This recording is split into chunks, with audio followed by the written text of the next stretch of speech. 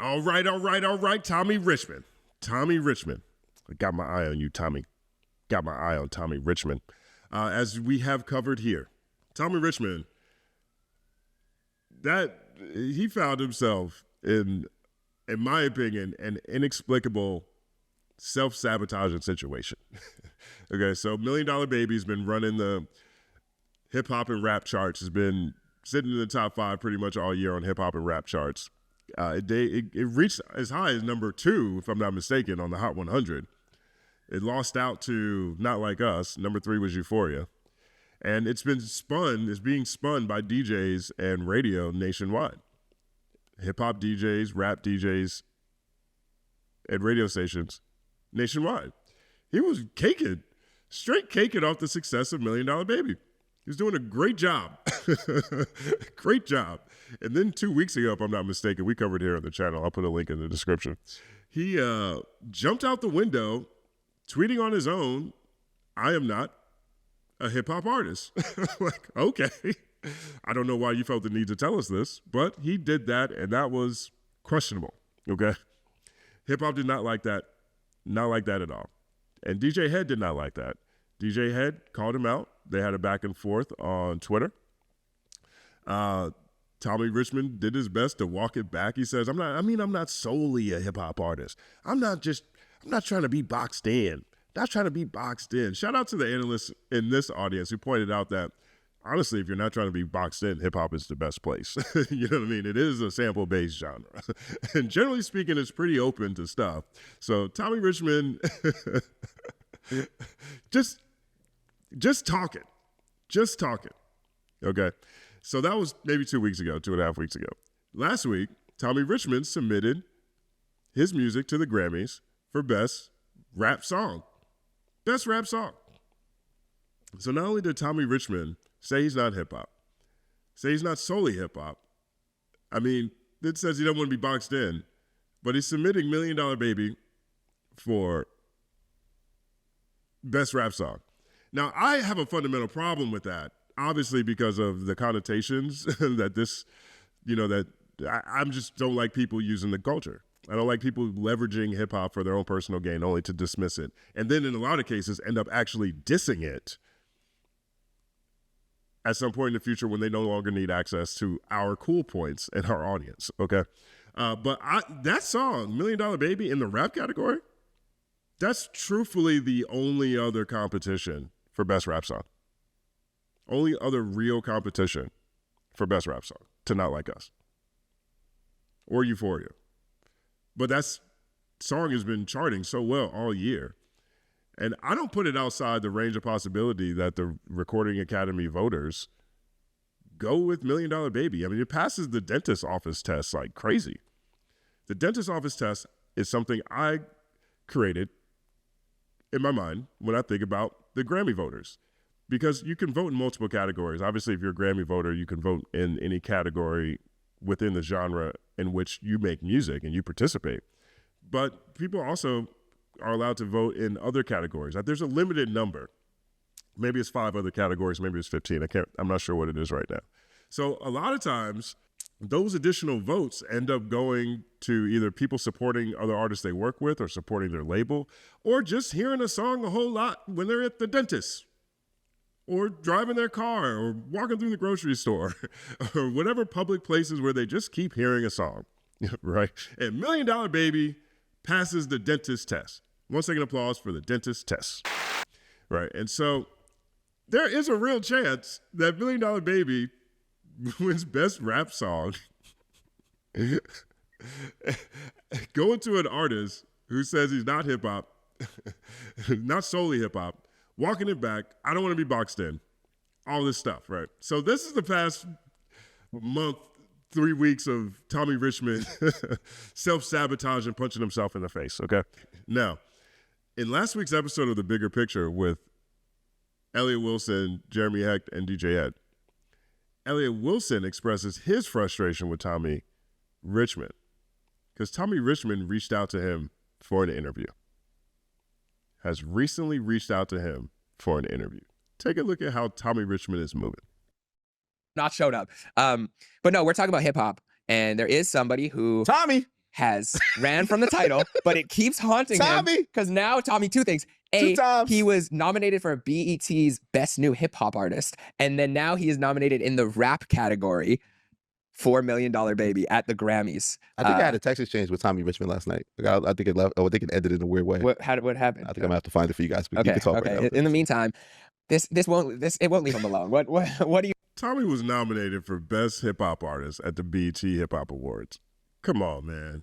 Come on, Tommy Richman. Perhaps that's why he said he's not hip hop. Trying not to be boxed in. He's catching too much love. Too much love from the culture. I got to get rid of this. Because Tommy has contacted all of us privately, right? At this point? No, not me. I thought he contacted you too. No, I said he left me out. He just talked to you guys. Okay, you don't have to rub it in. My bad. Okay. You want his number?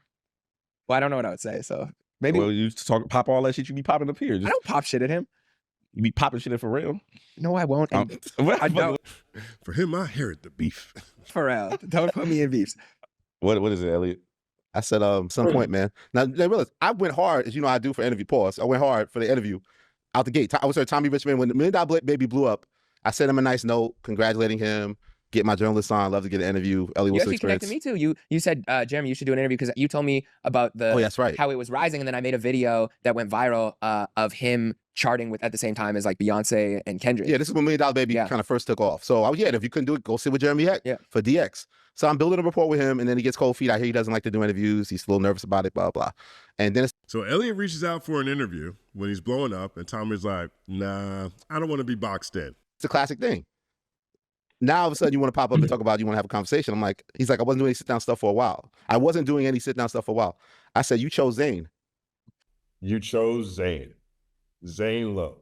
Now, Zane Lowe, maybe he's the only person that's interviewed Tommy Richman yet. He's definitely the only one I've seen.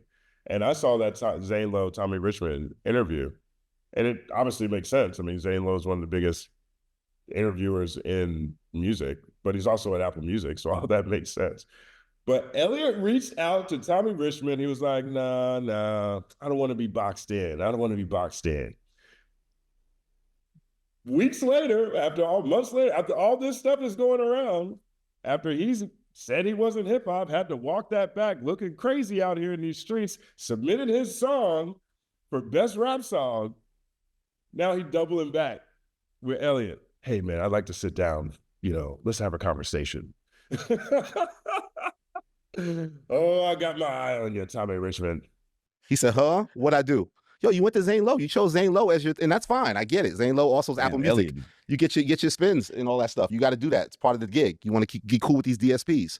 So you playing this game, man. You playing this game where the only interview went to Zane Lowe, and you're number one in hip hop R&B charts, but you don't want to claim hip hop. And then now, headline news, he's considered.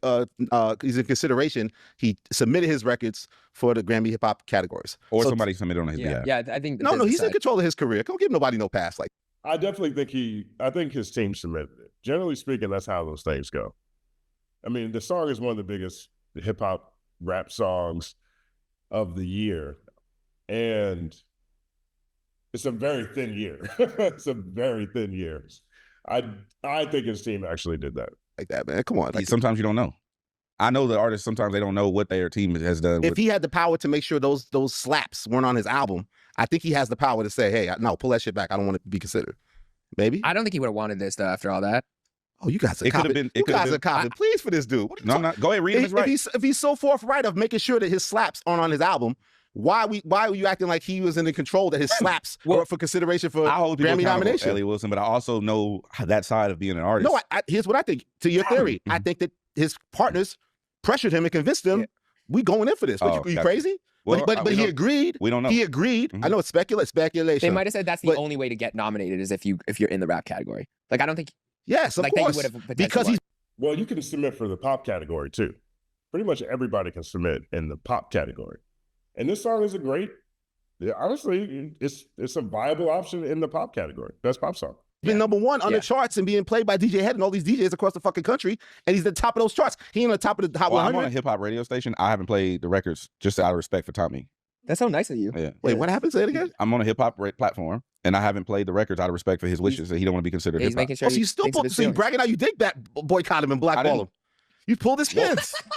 What are you talking about? No, I'm paying. The glove fits, man. The glove fits. What are you talking about? If you Elliott I like this part of the conversation, actually. Wilson. He took it back, though. He said, I'm solely hip-hop, Mr. DJ Head. He didn't say I'm Keep solely my hip-hop. spins. That's what he said. You're a journalist. No, he said I'm not solely He said I'm not. I'm not solely hip-hop. That's what he meant. So he tried to clean it up, which is his version of apologizing to you. I just wanted to oblige his wishes. He did not ask for his records to be removed from rotation. He just did not comfortable with the label of him as a hip-hop It's still in artist. rotation. It's still being played on my station. I just don't play the records when I'm DJing. Now, why would you do that? Well, he personally reached out to you for clarity out of his respect for you, and you guys had some sort of exchange. We did. We chopped, but that's not. I just wanted to honor his wishes initially. His wishes were never to be removed from your spins. Exactly, and that's fundamentally the problem. That's fundamentally the problem. I have his wish. He still wants the spins. He wants the spins. He likes money.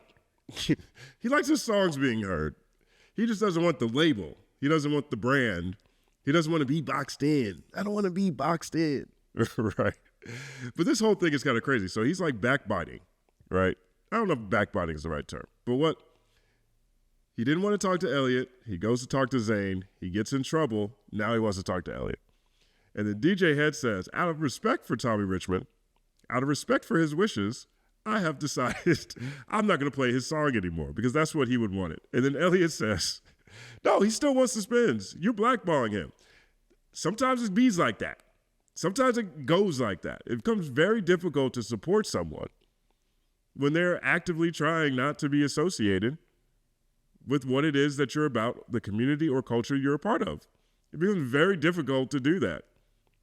And Tommy Richman is now seeing it with 66% of the bigger picture. Elliott ain't really pressed on interviewing him now.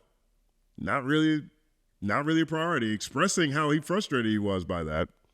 Being manipulated. Now, maybe not manipulated, but running to rap when you need to clarify some things. Running to hip-hop when after you done messed up, trying to clarify stuff, when you get in trouble.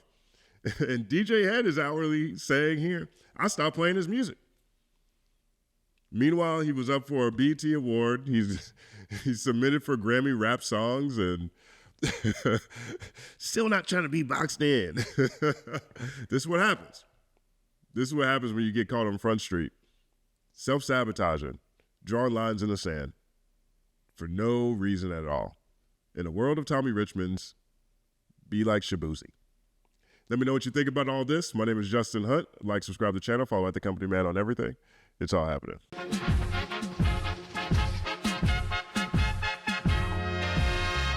Justin Hunt is here, it's all happening. Justin Hunt is here, it's all happening. The mathematical breakdown of this mighty game of rap we in. It's boom bapping. Systematical culture views, it's radical, it's all happening. Shaking hands and dapping it. Life through the lens of hip hop, from trip hop to yes, y'all, you don't stop, you don't stop. Justin Hunt is here, it's all happening. It's all happening, yes, it's all happening. Justin Hunt is here, it's all happening. It's all happening, yes, it's all happening.